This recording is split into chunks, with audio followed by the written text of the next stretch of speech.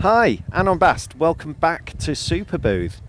This is, how many times have you played here now? 3 or 4? It's going to be my 4th time. Great. Yeah. And this is your first time on this stage? Yeah, first time on Strandbühne. Strandbühne. I can't quite say it, but... so yeah, you've brought along some extensive modular setup along with, looks like some sampler and drum machine and things. So I was just wondering if we could just maybe just have a quick overview of what's going on. To make it quickly, the modular is the center of the whole setup, and it's like fully improvised, except oscillators, which are tuned the way I want them to be tuned to the samples that I have in Blackbox. Because I do have samples that I recorded and made them before, because my music is melodic and I love polyphony, you know, and they're like my go-to motives, you can say.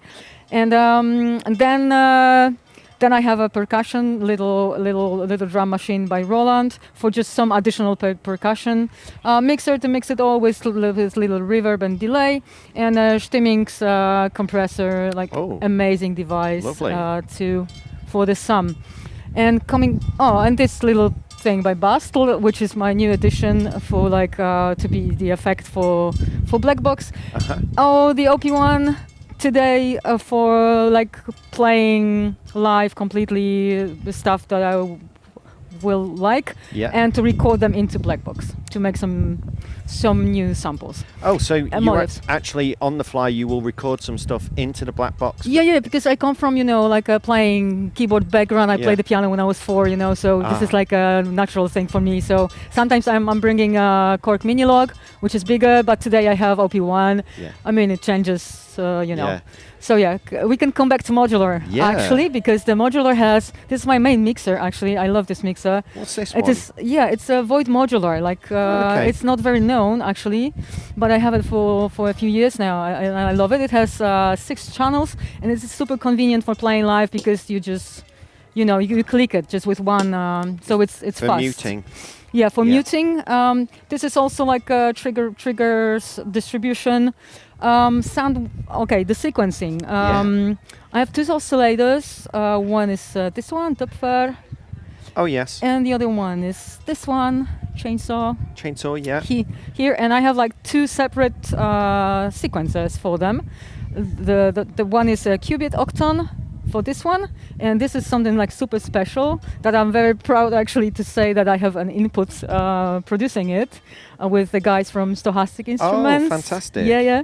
And it's super clever, algorithm, and it's amazing. And I have the smaller version in my live rack, and and it is sequencing the change. So some percussive stuff like Erika drums. You've got the TipTop. Is that the TipTop? Yeah, that's a TipTop. That's my go-to kick for years now. It's my 909 TipTop audio, as well as hats, also 909. Yeah.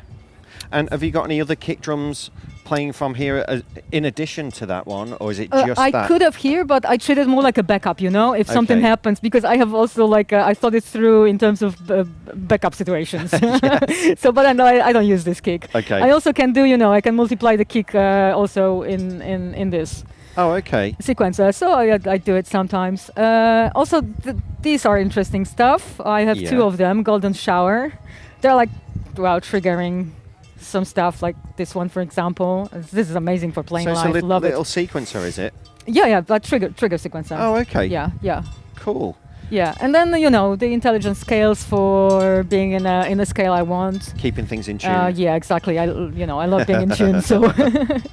And you've got some. I know the effects aid up here. This is for effects, reverbs, and. Yeah, coming back to effects, I have some particular effects for just one voice for each voice, let's say, but not each, but the voice.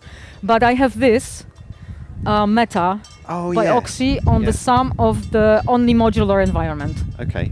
Which is also great for quick energy. You can do rises and all that kind of thing. Yeah, it's a module I haven't played with yet, but I've had It's amazing. my eye on it. I love it. Yeah. Actually, oh, there's another sequencer. You see? Just another one there. Yeah, just another one. So And yeah, the FX aid there isn't more. And I noticed over here you've got some tape on this. Is that like do not touch? Yeah, do not touch, exactly, because my previous patching was I was using this a lot for something, and that's why, you know, for like muscle memory, you know, there's muscle memory. So it will be with me for a while, not to touch it. I find sometimes when I'm playing with Modular live, I get a little bit carried away and turn the wrong thing sometimes. Yeah. And, you know, I take even the dials from the tuning. Yeah. So I don't accidentally reach for the tuning dial and put everything out of tune. So yeah, exactly. Something I do. And just lastly, can I just ask about this? I don't think we talked about this. Okay, this is just a controller for this one, not to touch the screen, and also to be able to, like, you know. Sorry.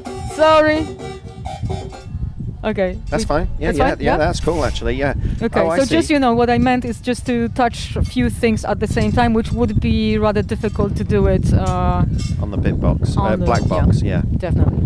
Great. And so and that's basically it. And yeah, we talked about this. We did, yeah. And so in terms of your set, do you have an idea about where you start and where you end, and you just kind of go on a journey, or? Yeah, well, I might have the idea, but I'm me, so I can change it, you know, 2 minutes before I go on stage. So it happens, and I love it about myself. That's probably why I play live acts, because I like the, you know, changings and variety and everything. So.